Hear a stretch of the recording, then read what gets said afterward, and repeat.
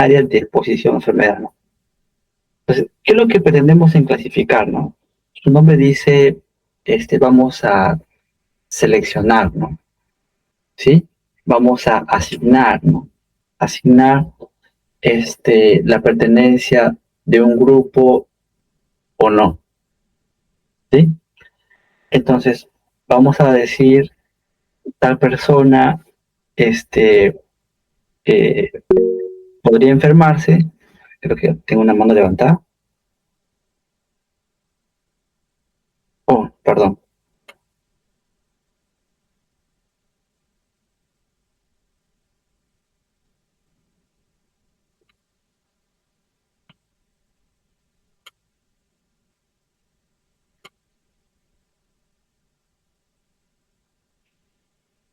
Ya.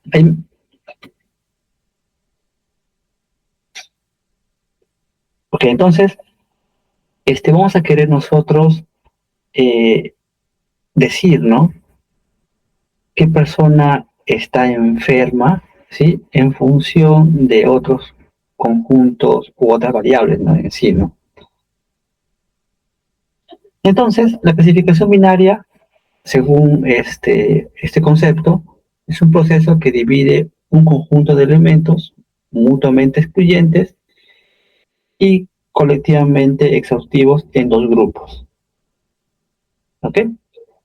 Además, permite evaluar la relación entre un factor de riesgo y un evento de salud.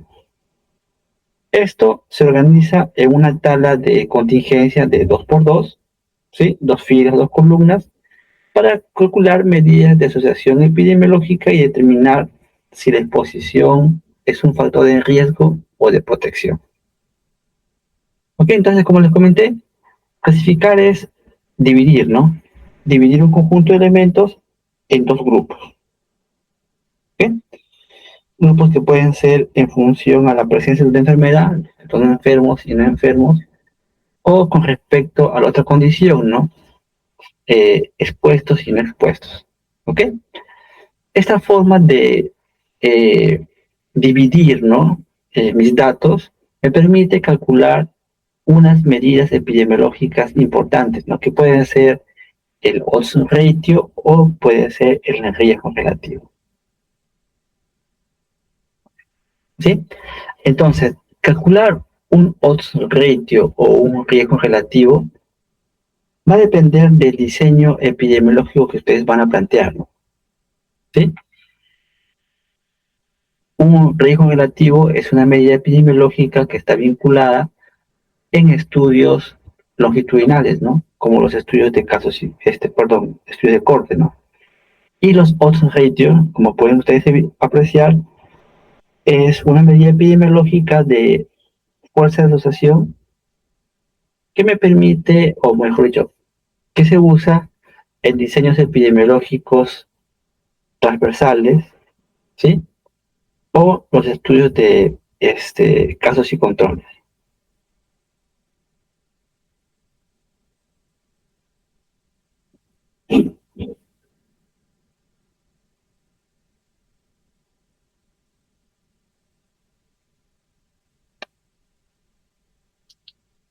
Veamos un ejemplo, ¿no? En una determinada localidad de 300 individuos se registraron 100 enfermos por una determinada enfermedad y se advirtió que 60 de total estuvieron expuestos a cierto factor de riesgo. Finalmente se conoce que la razón de sanos y enfermos es del 50% en el grupo de expuestos. ¿Ok? Entonces, si ustedes se acuerdan, en bioestadística, ustedes podían, se les daba una condición y ustedes construyen la tabla, ¿no? Algo así. Entonces, dice, si bien en esta localidad, por cada dos personas sanas hay una persona enferma, el riesgo en expuestos y el riesgo en no expuestos es el mismo. Podemos decir que el factor de riesgo no contribuye, ¿sí? En el aumento del riesgo de la enfermedad.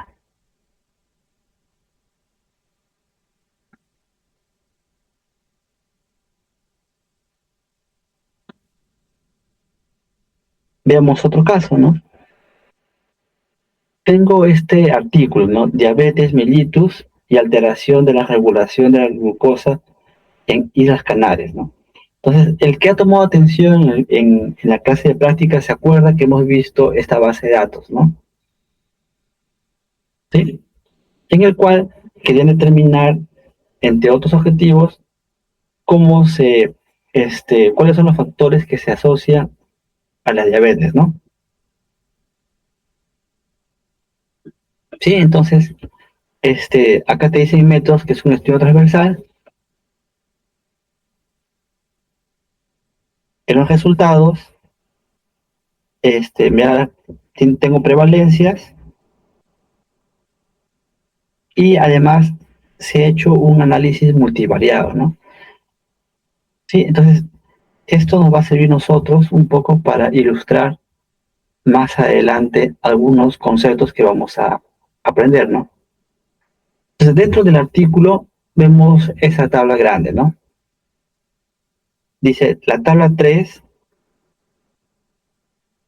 muestra la comparación de diferentes variables entre sujetos con diabetes, ¿sí? Además de la intolerancia a la glucosa y el metabolismo normal de glucosa, ¿no? Sí, entonces, entre las columnas tengo diabetes, tengo la intolerancia a la glucosa y tengo el metabolismo normal de la glucosa, ¿no? Sí, diabetes, IgR y normal son las etiquetas de esas variables. Y luego hay una serie de variables, ¿sí? Propias del estudio, los cuales me ayudan a describir el comportamiento de la variable en estudio, ¿no? En este caso, diabetes, intolerancia a la glucosa y metabolismo normal, ¿no? Luego vemos un p-valor, ¿no? ¿Sí? P-valor. Entonces, como yo les he comentado en la clase práctica, el p-valor tiene un significado muy importante para nosotros, ¿no? Que estamos viendo análisis estadístico, ¿no? Que lo vamos a usar como una medida para poder aceptar o rechazar una hipótesis nula, ¿no? ¿Sí? Entonces, hay que ver que este p-valor nos va a indicar algún método estadístico, mejor dicho, nos va a indicar que hay una prueba de hipótesis tras este desarrollo, ¿no? Por ejemplo, tengo edad y tengo diabetes, ¿sí? Y tengo este p-valor bien pequeñito, ¿no? ¿Qué quiere indicar, no? Que existe una relación entre la edad y la diabetes.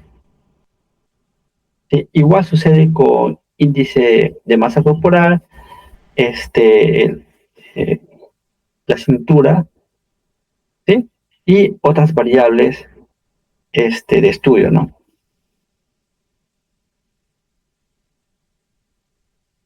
¿Ok? Entonces, eso era con respecto a lo que es este, tablas de exposición a enfermedad, ¿no? Que lo vamos a usar únicamente para determinar, ¿sí? Si es que dos variables medidas, dos variables cualitativas dicotómicas guardan asociación o no, ¿ok? Y vamos a comprobar un determinado hipótesis, ¿no? Y vamos a querer contrastarla con un p-valor, ¿ok? Luego, otra utilidad de una tabla de 2 por 2 vendría a ser la validación de pruebas de diagnóstico, ¿no? Algo típico que ustedes van a ver en adelante, ¿no? Eh, Algunos que van a recurrir, ¿no? Al estudio de comparación de pruebas de diagnóstico, ¿no? Para ver qué tan efectivo, ¿no? Puede ser esta prueba en comparación de una prueba estándar, ¿no? Empecemos leyendo un poco estos conceptos, ¿no? Una buena prueba de diagnóstico es la que ofrece resultados positivos en enfermos y negativos en sanos, ¿no? Obviamente, ¿no? El caso más sencillo que se nos puede plantear es el de una prueba dicotómica, ¿no? Que clasifica a cada paciente como sano o enfermo en función de que el resultado de la prueba sea positivo o negativo. ¿Sí? En casos como este, generalmente un resultado positivo se asocia con la presencia de enfermedad y un resultado negativo con la ausencia de la misma. Cuando se estudia una muestra de pacientes, los datos obtenidos permiten clasificar a los sujetos en 4 grupos según la tabla, ¿no? Ok, entonces estamos también frente a la utilidad de una tabla de 2 por 2. Acá es muy importante, ¿sí? Quiero ahondar en eso, es cómo se conforma la tabla, ¿no? Partimos en las columnas enfermo y sano, y en las filas positivo y negativo, ¿sí? Siempre se tiene que respetar ese orden, ¿no? Si nosotros ignoramos ese orden, posiblemente, estoy muy seguro, que los valores epidemiológicos calculados no corresponderían, ¿sí? No correspondería al estudio o al desenlace requerido. Entonces la pregunta es sencilla, ¿no? ¿Por qué validar pruebas de diagnóstico, no? ¿Sí? Validar pruebas de diagnóstico es fundamental para garantizar que un test mida correctamente lo que pretenda medir, ¿sí? Separando de forma segura a las personas sanas de las enfermas. Esto evita tratamientos innecesarios, previene errores médicos y asegura resultados confiables. Ahora, esta parte de pruebas de validación de pruebas de diagnóstico se puede emplear no solo para pruebas de laboratorio, ¿no? Sino para diferentes tipos de herramientas, ¿no? En el cual yo quiero comparar un desenlace dicotómico, ¿sí? En función de lo que puede ocurrir en la naturaleza, ¿no? Me explico. Este, yo puedo proponer una nueva medida para cuantificar un tratamiento, ¿sí? Tratamiento. Es un tratamiento dista de una prueba de diagnóstico, ¿sí? Pero el resultado del tratamiento es dicotómico, ¿no? Es efectivo, no efectivo, ¿no? O me dice de que la persona aprueba y no aprueba, ¿no? O tiene conocimiento, no tiene conocimiento, ¿no? Frente a, a una condición general, ¿no? Que puede ser, si es nivel de conocimiento, previamente hay un estándar, ¿no? Que me dice que efectivamente la persona conoce, sabe y no sabe, ¿no? Entonces, yo puedo usar las herramientas de validación de pruebas de diagnóstico para también solucionar este tipo de casos, ¿no? ¿Sí? Otra utilidad, ¿no? Ahora se habla mucho de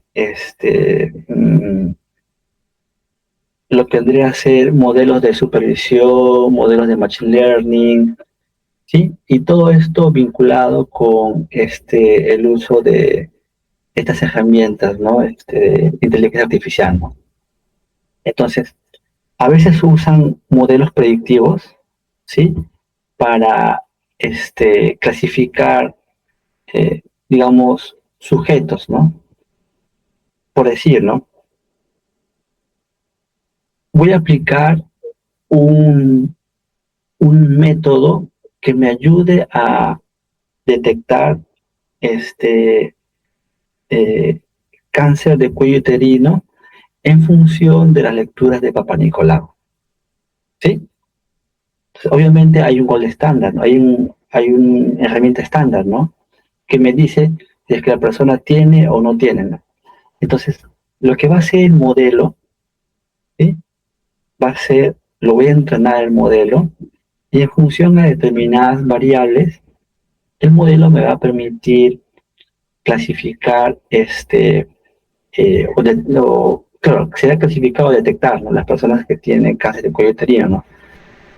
Y para ver el rendimiento del modelo, voy a usar estas tablas de validación de pruebas de diagnóstico, ¿no? ¿Sí?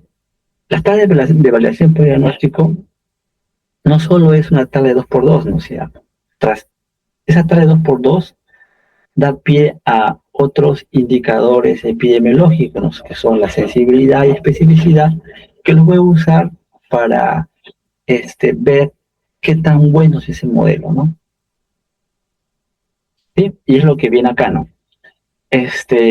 Para que una prueba se considere formalmente validada, debe someterse a un riguroso análisis estadístico, ¿no? Que determine sus propiedades intrínsecas y extrínsecas, ¿sí? Validez internas o validez externa. Entre las métodos, ¿sí? Tengo la sensibilidad, especificidad, valores predictivos y tengo también el estándar de oro, ¿no? Que vendría a ser el procedimiento, ¿sí? Que me ayuda a determinar en la población si es que la persona tiene o no tiene la condición de interés y que me va a servir para poder comparar con la prueba que estoy testeando, ¿no?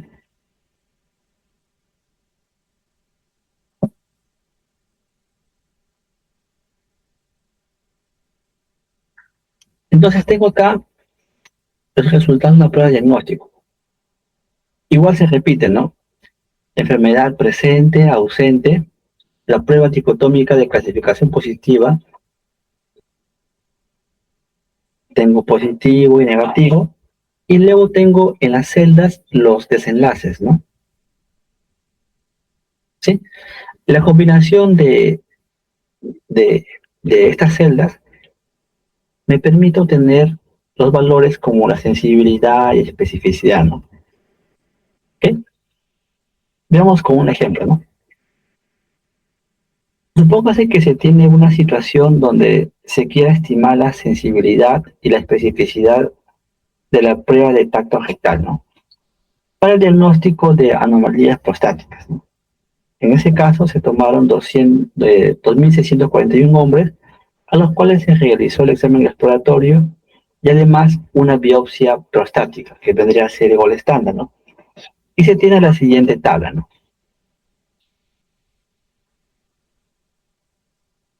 ¿Sí?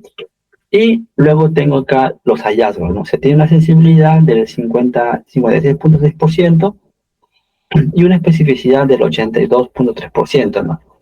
Un BPP o un valor predictivo positivo del 70.2% y un valor predictivo de 72%, ¿no? ¿Ok? Ahora, este, la pregunta es, ¿puedo usar esta prueba de tacto rectal para, como una prueba tal vez de screening en pacientes que vienen o que tienen eh,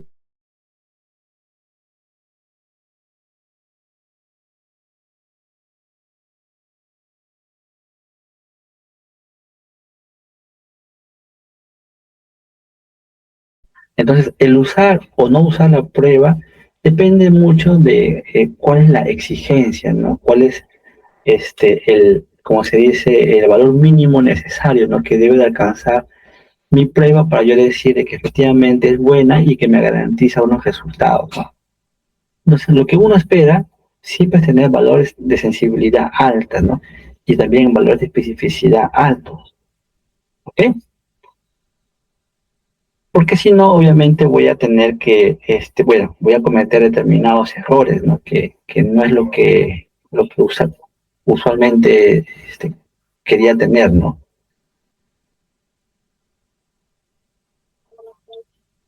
Y bueno, finalmente para terminar con esta exposición de los primeros sistemas, me dice, ¿no? Una de las características comunes, o una de las características comunes en los casos anteriores, que vendría a ser la clasificación binaria de exposición de enfermedad y la evaluación de diagnóstico, es que las variables en estudio son del tipo nominal binaria, ¿no? ¿Sí? Entonces, solo voy a emplear estos dos casos, tanto de validación o tablas de exposición de enfermedad y validación de prueba de diagnóstico, cuando tenga dos variables de tipo cualitativo dicotómico, ¿no? ¿Sí? Dos categorías. Sin embargo, los que ya tienen uso, ¿no? Mejor dicho, sin embargo, muchos de ustedes saben que no necesariamente los resultados de las pruebas son cualitativas, ¿no? Hay resultados de pruebas de diagnóstico que son numéricas, ¿no? ¿Sí? Entonces, ¿qué usaríamos en ese caso, no? En ese caso, necesitamos contar con un método estadístico que permita determinar la exactitud diagnóstico de las pruebas, ¿no? ¿Sí? Con el fin de determinar el punto de corte de una escala continua que represente la mayor sensibilidad y especificidad. ¿Sí? Entonces, volvemos al mismo caso, ¿no? Propiamente dicho, para las variables, para los estudios de validación de prueba de diagnóstico, ¿no? Necesitamos nosotros rescatar la prueba que es más sensible y que también tenga una especificidad alta, ¿no? La idea ahora es cómo hacemos eso, ¿no?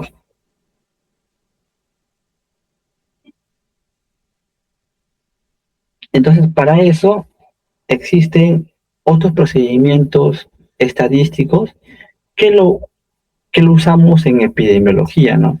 Que nos permiten clasificar sujetos, ¿sí? Medidos en una escala continua, ¿no? Veamos algunos artículos, ¿no? Síndrome de apnea del sueño en población colombiana, ¿no? Con epilepsia empleando la escala de apnea del sueño del cuestionario de trastornos del sueño. Bueno,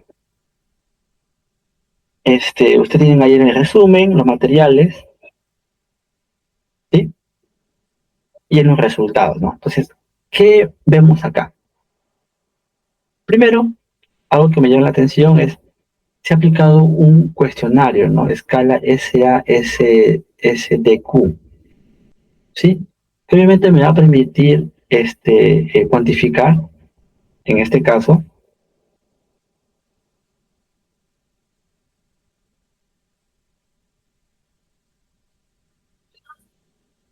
a ver, aquí dice acá, sí, me va a permitir cuantificar eh, los trastornos del sueño, ¿no? ¿Sí? Y luego vamos a querer comparar, ¿no?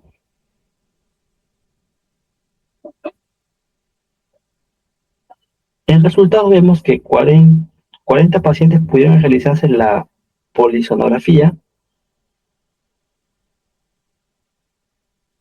y luego me dice el área bajo la curva, ¿no?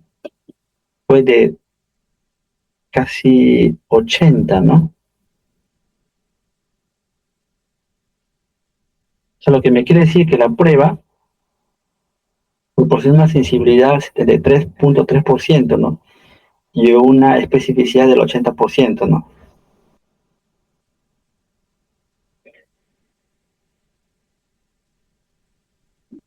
Sí, entonces me dice que la escala, o sea, la escala SASSDQ, que es la prueba a validar, ¿no? Sí, entonces yo quiero ver qué tan buena es esa prueba para discriminar personas con trastorno de sueño, ¿no? Entonces, no te dice cómo exactamente construyó, ¿no? Eh, el área bajo la curva, ¿sí? Pero al menos te dice la utilidad, ¿no? He utilizado las curvas ROC para determinar qué tan bueno es mi cuestionario, este cuestionario, como instrumento para determinar, ¿sí? Personas con trastorno de sueño, ¿no? Y es lo que es la utilidad de este artículo, ¿no?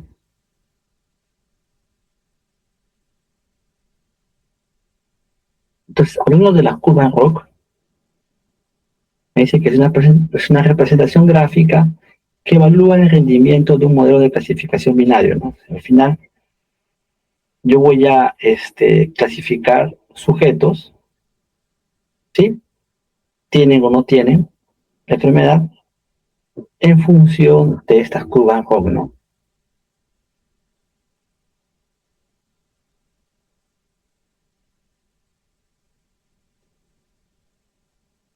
Sí, entonces, al igual que determinados indicadores estadísticos, ¿sí? Va a haber criterios que me digan si es que el área es un área aceptable o no, ¿no? Mientras más concentrado o más cerca al valor de uno, me va a indicar de que el método testeado es el ideal, ¿no? Por decir, ¿no? Valores inferiores al 50% me dicen que el modelo no es recomendable, ¿no? Ok, entonces eso es con respecto a las curvas ROT como método para poder clasificar sujetos, ¿no? Cuando tengo escenarios de variables de tipo numérica con desenlace dicotómico, ¿no? Ahora vayamos a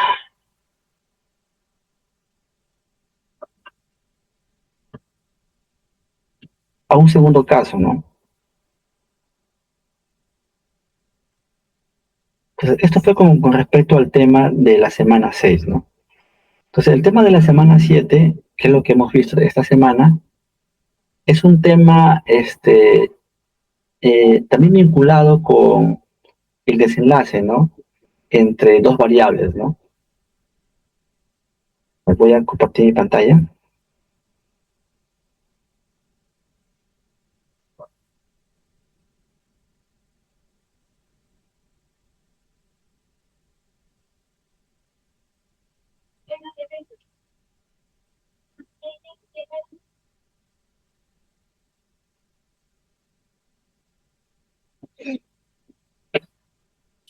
Bien, entonces, el tema abordado esta semana fue de análisis de asociación.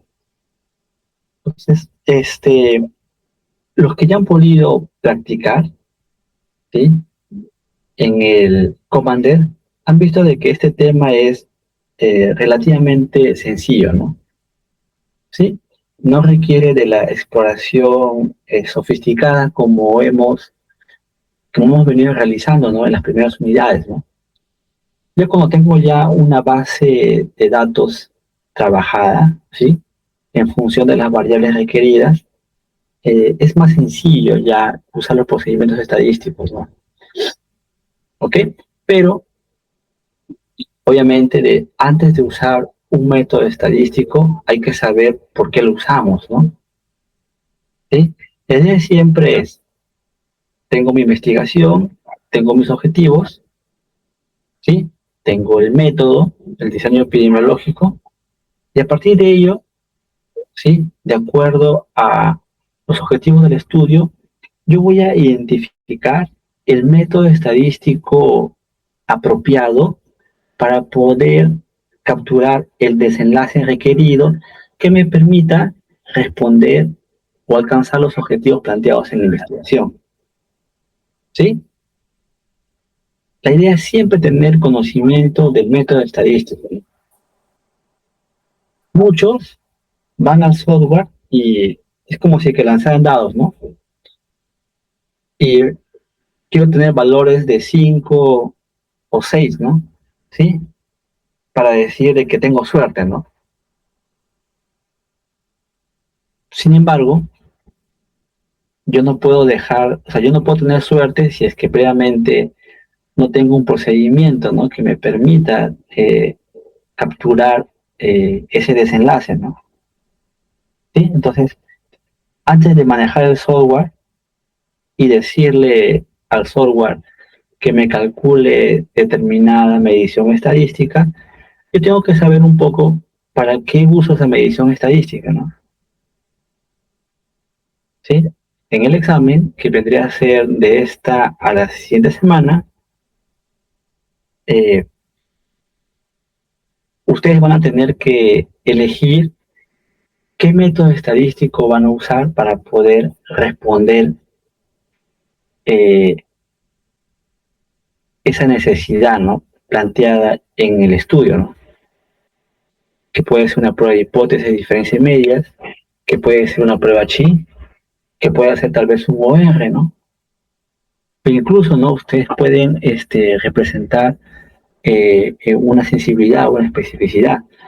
Entonces va a depender de, de conocimiento de los métodos estadísticos que ya han aprendido ustedes a lo largo de estas semanas, ¿no? Entonces, si es que les preguntan, puedo decir de que la obesidad eh, se asocia con las personas con diabetes. Entonces, obviamente, asociación, allá o uso un chi cuadrado o dependiendo del diseño o las variables, puedo usar un OR, ¿no?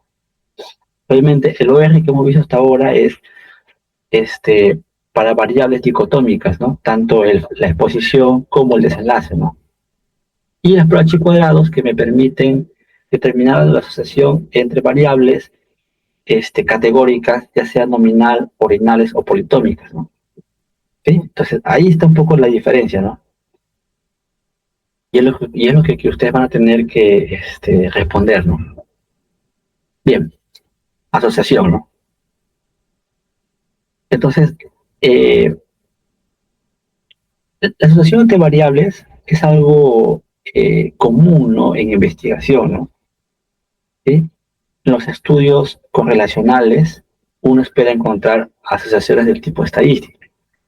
Ahora, el método estadístico empleado o usualmente empleado es las pruebas de chi cuadrado. ¿Sí? Y hay determinados artículos que te dicen cuál es la importancia, ¿no? Y la forma de cómo reportar estos resultados, ¿no? Uno de ellos es ¿no? Este artículo, ¿no?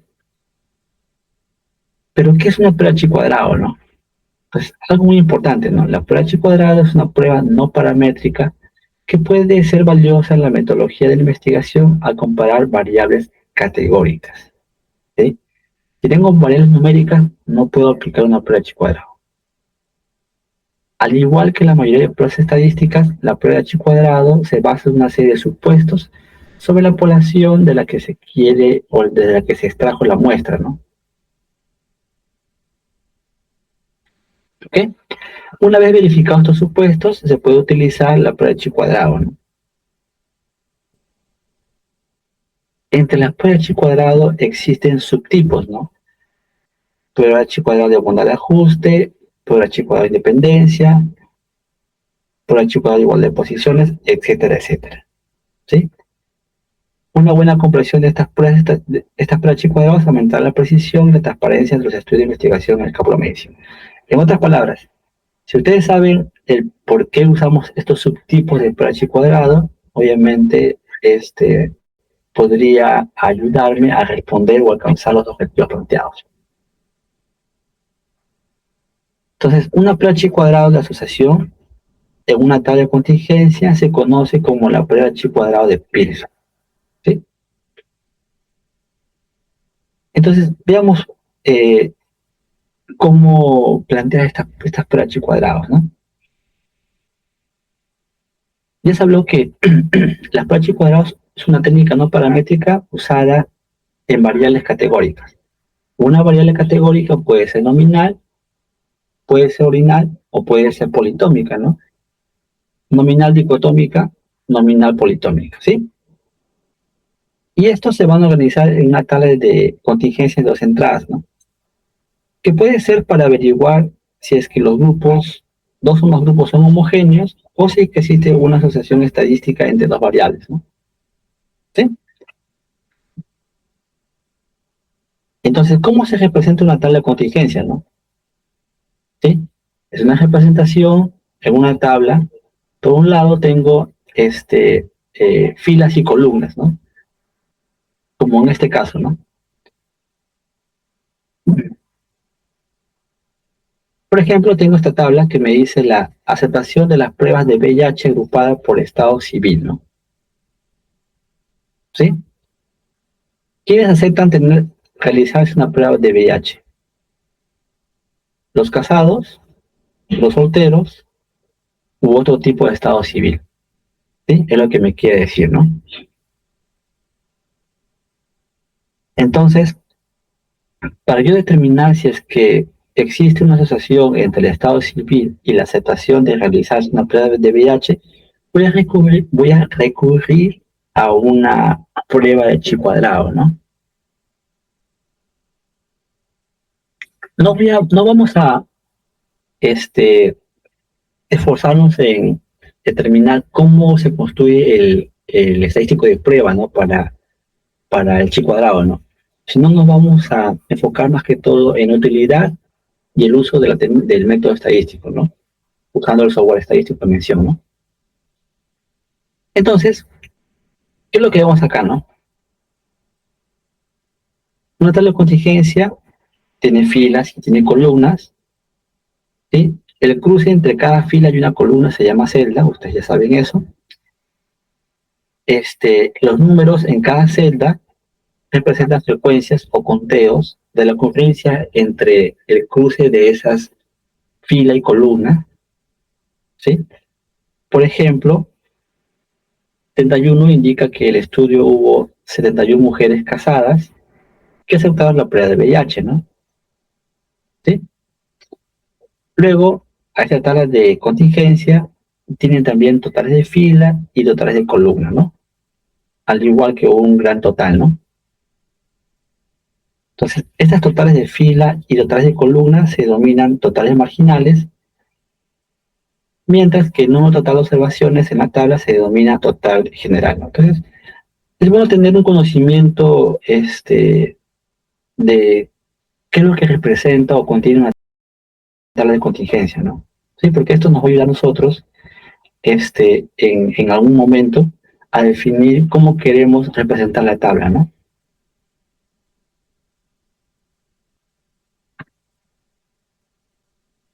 Sí, esto es un poco cómo se construye la tabla para obtener el valor de chi cuadrado. Este es el estadístico de chi cuadrado, vinculada siempre a la aceptación o rechazo, ¿no? De este procedimiento. Ustedes vieron en bioestadística cómo se aprobaba o rechazaba una prueba de hipótesis en función de tablas de distribución de probabilidad. Identificaba el estadístico de prueba, identificaba el área bajo la curva, la región de rechazo o aceptación, ¿verdad? En función de ello, ustedes van a este, eh, rechazar o aceptar hipótesis nulas, ¿no? Algo parecido vamos a aplicar acá, pero ya no vamos a usar tanto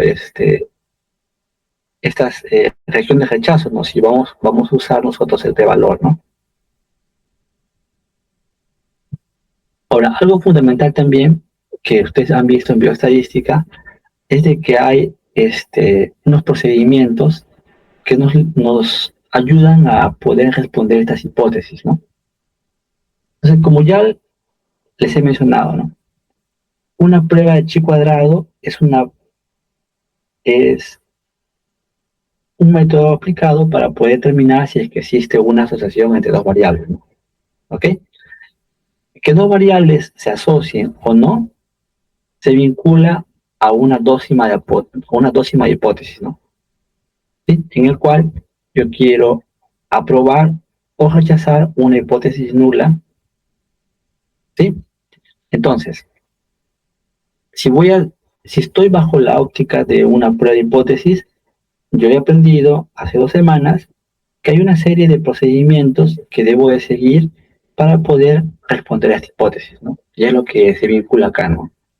Variables, hipótesis, primero identifico las variables de estudio, luego planteo las hipótesis, identifico cuál es el nivel de significación a aplicar, el estadístico de prueba, que ustedes ya lo han visto, y una conclusión, ¿no? Algo muy importante señalar es que el estadístico chi cuadrado no es un indicador de las fuerzas de asociación entre dos variables, ¿no? ¿Sí? Entonces, esto no, chi cuadrado solo me permite determinar si es que dos variables están asociadas o no. Si quiero determinar si es que las variables, este, eh, una contribuye a la otra, entonces no voy a aplicar una prueba chi cuadrado, aplicaría una prueba aplicaría un OR, ¿no? Que me permite determinar cuál es la contribución del efecto en función, cuál es la contribución del efecto del, de la exposición al efecto. ¿Sí? Vemos un ejemplo, ¿no? Una hipótesis de comparación de las proporciones de dos poblaciones es equivalente a una prueba de homogeneidad que se puede comparar utilizando un test de Chi cuadrado. Me dice, un investigador está interesado en averiguar si la prevalencia de depresión mayor actual en la población de adultos mayores de línea metropolitana y Callao es más elevada en el género femenino. ¿Sí? Cuando me dice prueba de homogeneidad, quiere decir, mi variable de clasificación sería el género, masculino y femenino, ¿no? Entonces, homogeneidad me quiere decir de que existe una paridad en el número de personas, ¿no? ¿Sí? Entonces, paridad que, en este caso, la prevalencia mayor se presenta en igual número de casos, tanto en hombres como en mujeres. Entonces, es lo que yo quiero comprobar, ¿no? Paso de mi hipótesis de investigación a plantear mi hipótesis estadística. Hipótesis nula, la prevalencia de depresión mayor actual en la población de adultos es igual en ambos géneros. Y la hipótesis nula, caso contrario. ¿Ok?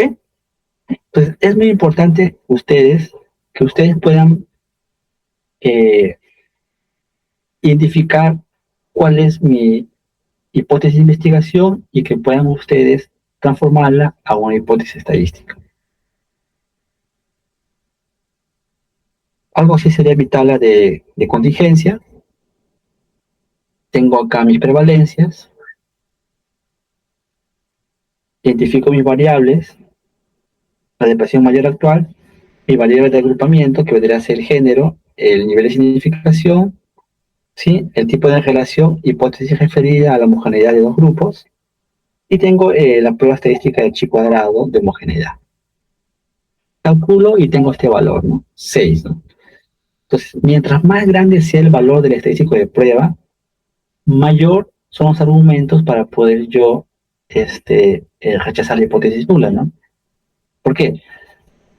A mayor tamaño del estadístico de prueba se asocia un p-valor más pequeño, ¿sí? Y si es que el p-valor es más pequeño, yo puedo rechazar la hipótesis nula. ¿Sí? Entonces acá el p-valor salió 0.011, ¿no? Y este es menor al 5%, ¿no? Con lo cual se rechaza la hipótesis nula de homogeneidad entre hombres y varones, y yo concluyo que la depresión actual en Lima y Callao es definitivamente distinta en mujeres que en los varones. O sea, no me dice la dirección de la relación, ¿sí? Solo me dicen, están relacionadas o no, o se cumple la homogeneidad sí o no. Pero no te dice la dirección, en cuanto más. Eso no te dice, ¿no? Entonces, esa es una de las debilidades de usar una prueba de Chi cuadrado, ¿no? Que no te dice eso, no te dice más.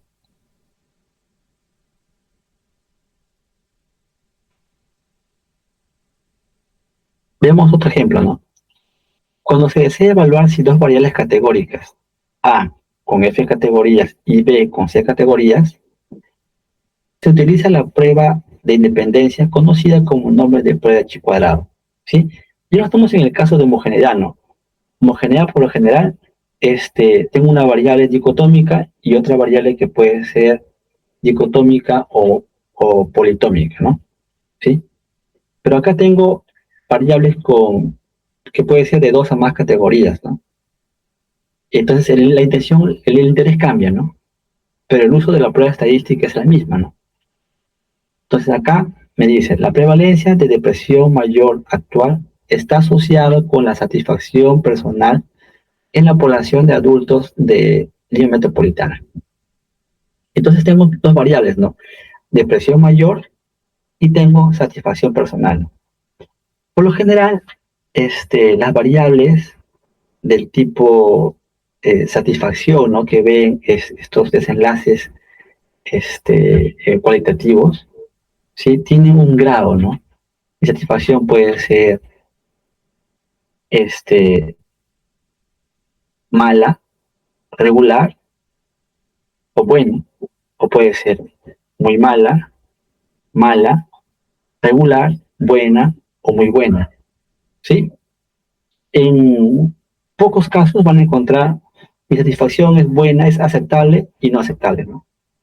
En pocos casos van a encontrar un resultado dicotómico, ¿no? Entonces las hipótesis estadísticas serían algo así, ¿no?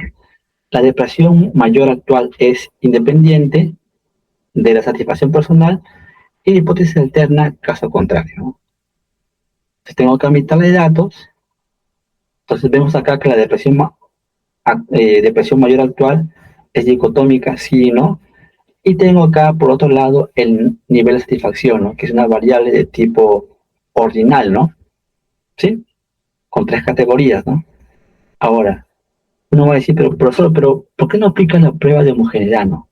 Entonces, acá no te dice de que el interés es la satisfacción personal se da de forma equigual tanto en las personas que sufren depresión o no, o tanto en las personas, en el grupo de personas que tienen depresión, como en las personas, como en el grupo de personas que no tienen depresión. Entonces, el interés no es eso.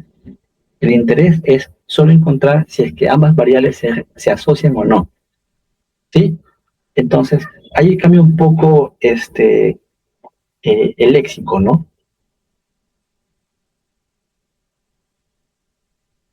Y tengo acá ya los resultados, ¿no? Eh, Cómo defino mis variables, la escala de medición, el cálculo, ¿sí? Y al final, la conclusión, ¿no?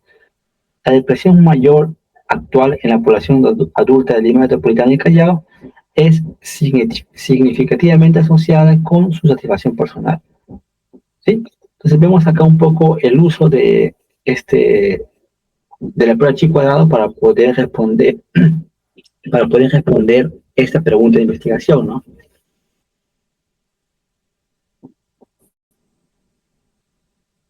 Ahora, en el comienzo hablamos de que existen supuestos, ¿sí?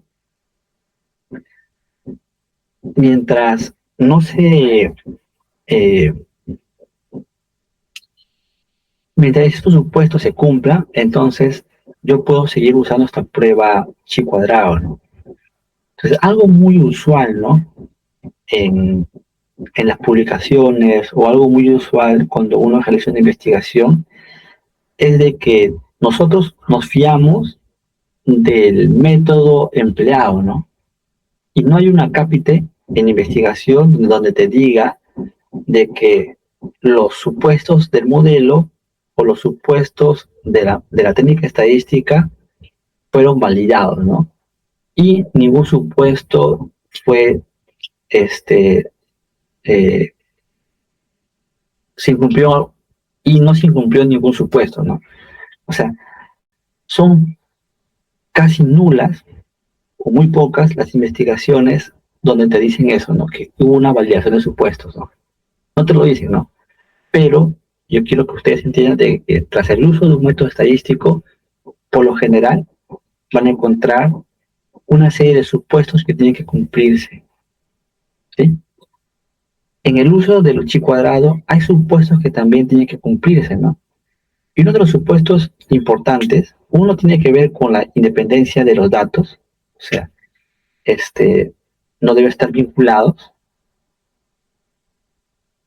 Y otra parte que es la que la mayoría busca que que se cumpla, ¿sí?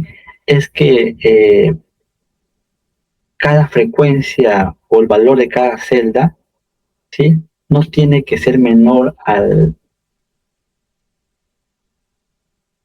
el conteo de cada celda no tiene que ser menor a 5, ¿no? ¿Sí? Por ejemplo, en este caso de la tabla, las frecuencias son 14, 35, 39, 9, 216, 296, ¿sí? Entonces, lo que te dice es, un h cuadrado tiene que tener por lo menos un conteo de 5 en cada celda, ¿no? Si acá hubiese un 1, un 0, un 2, un 3 o un 4, entonces me está sugiriendo indicios que estoy violando el supuesto, ¿no? Estoy transgrediendo el supuesto de la prueba chi cuadrado, ¿no? Entonces, ¿qué pasa cuando no se cumple el supuesto, ¿no? ¿Sí? Cuando no se cumple el supuesto, el, la técnica estadística aplicada, en este caso chi cuadrado, no necesariamente refleja la ocurrencia o no necesariamente está bien empleada, ¿no? ¿Sí? No lo podría usar, ¿no? Entonces, ¿cuál es la alternativa, no? Muchos softwares tienen ya métodos alternativos, ¿no? Cuando suceden estos casos, ¿no? Uno de ellos es, si es que tengo una celda que tiene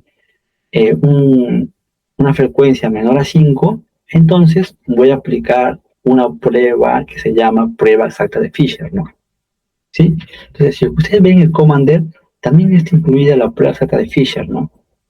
¿Sí? Incluso cuando uno ejecuta y el software detecta este supuesto, entonces te sugiere, ¿no? Que este método, el approach cuadrado, no es consistente, no sería consistente, ¿no? ¿Sí? Entonces, eso es solo como un ligero comentario, porque eh, me voy a guiar mucho del valor del estadístico que ustedes han hallado, ¿no? Si fue con el chi cuadrado o fue con el chi cuadrado de Fisher, ¿sí? Y eso sería todo, ¿no? Hasta ahí, ¿alguna pregunta, alguna duda?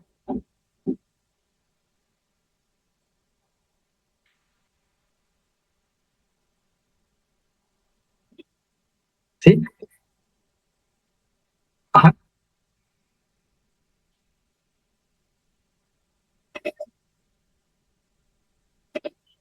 Ah, ya. Este, lo que te dice es que el software te ayuda a calcular el área bajo la curva, el AUC.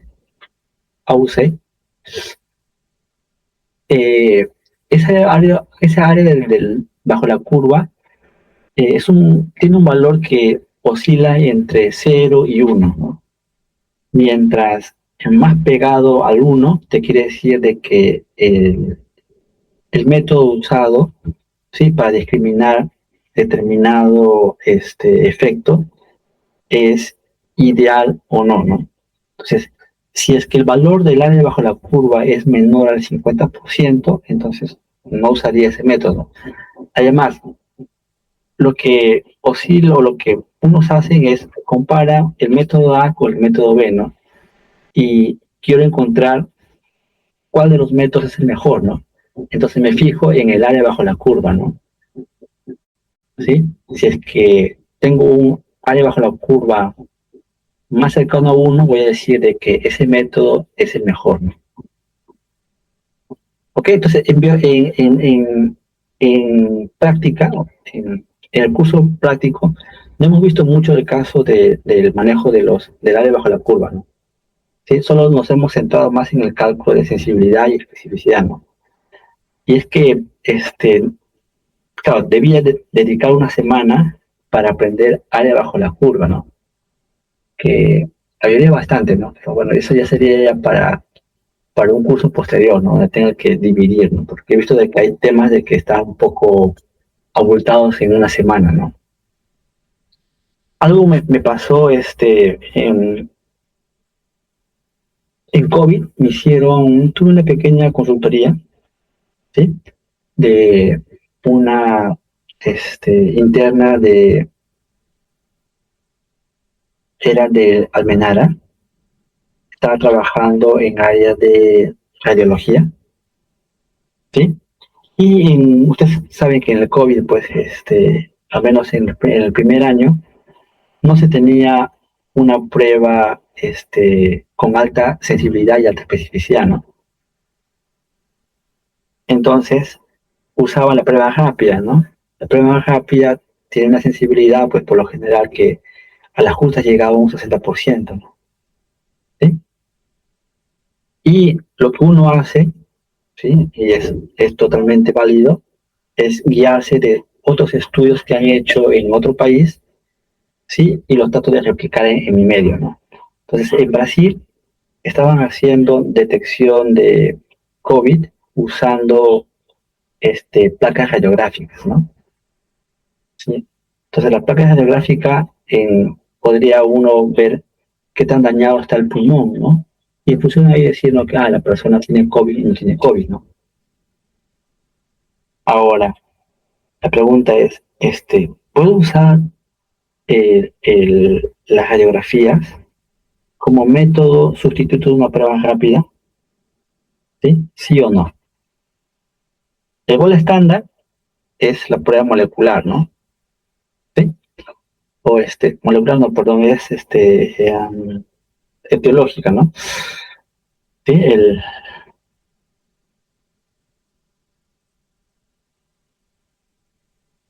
entonces, ¿cómo digo de que el diagnóstico radiográfico es mejor que el diagnóstico de pruebas rápidas, ¿no? Ya, el PCR, claro, el gol estándar es el PCR, ¿no? Entonces, lo que ustedes van a usar ahí es prueba de sensibilidad y pruebas de especificidad, ¿sí? Validación de métodos diagnósticos. O sea, a los dos usabas sensibilidad y especificidad, lo comparabas con, cada uno lo comparabas con el gol estándar y tenías los valores de sensibilidad y especificidad. En mi caso, en ese caso se tuvo una sensibilidad del 80% y una especificidad del 96% aproximadamente. ¿Sí? Entonces, en el caso de prueba rápida, me salía una sensibilidad del 46 y una especificidad de 80 y algo, ¿no? Entonces, ¿cuál usarías, no? Obviamente, eh, los diagnósticos radiológicos me daban mayor sensibilidad, ¿no? Y mayor especificidad en comparación con una prueba rápida, ¿no? Entonces, bajo determinadas circunstancias, yo podría aplicar el diagnóstico radiográfico como un método alternativo para el diagnóstico, ¿no? De COVID, ¿no? ¿Sí? Claro, obviamente ya después ya hubo otras pruebas que reemplazaron la prueba rápida, ¿no? Y que bueno, ya se fue desechando un poco el diagnóstico radiográfico. Pero es la idea, ¿no? Ahora el diagnóstico radiográfico, pues, lo están sustituyendo por estos modelos de inteligencia artificial, ¿no? Que tienen las placas, ¿no? Tienen las placas y en función de, tiene un nombre específico, como dicen, cuando le doy más datos de entrenamiento al modelo, entonces el modelo va a ser más capaz de identificar esos casos, ¿no? Entonces, es lo que está ocurriendo ahora, ¿no? El diagnóstico radiográfico lo estoy usando un modelo de inteligencia artificial, ¿no? Sí, que está sustituyendo determinados métodos de screening, ¿no? Es lo que está pasando ahora, ¿no? Pero para decir de que el método es tan bueno, el modelo es tan bueno, usan sensibilidad, usan especificidad, usan lo que llama exactitud o la accuracy, usan la concordancia, ¿no? ¿Sí? Son métodos que se ven en epidemiología, ¿no? En validación de pruebas de diagnóstico, pero que en ciencia de datos lo usan para poder calibrar el mejor modelo. Y a raíz del artículo me pidieron el nomograma. Yo primera vez que escuché nomograma, ¿no? Que el nomograma se construye en función de, ajá, una pregunta que ¿desde qué valores de especificidad y sensibilidad deberíamos tener en cuenta para considerarlo en el modelo, no? Pues, no, obviamente, uno quiere tener una sensibilidad y especificidad que estén cerca del 100%, ¿no? Casi la perfección, ¿no? Pero no sucede eso, ¿no? Entonces, eh, la idea es siempre tener valores más cercanos a uno, ¿no? Al 100%, ¿no? Ok, entonces el nomograma también usa sensibilidad y usa especificidad para su construcción, ¿no? Entonces, yo no tenía idea de cómo se construye un nomograma, pero había una librería en R que te construía, ¿no?, el nomograma, ¿no? Y bueno, sí, eso fue mi pequeña contribución, ¿no?, con este grupo. Bueno, no sé si es que lo llegaron a publicar, no lo sé, no tampoco, tal vez si es que me pongo yo a verificar, no sé, por un estudio, no lo sé la verdad, pero los datos me sirvieron para hacer el curso, ¿no? No lo presenté en este año, ¿no?, pero en años anteriores he usado esa base de datos, ¿sí? Para poder aplicar sensibilidad y especificidad, ¿no? Bien, chicos, entonces,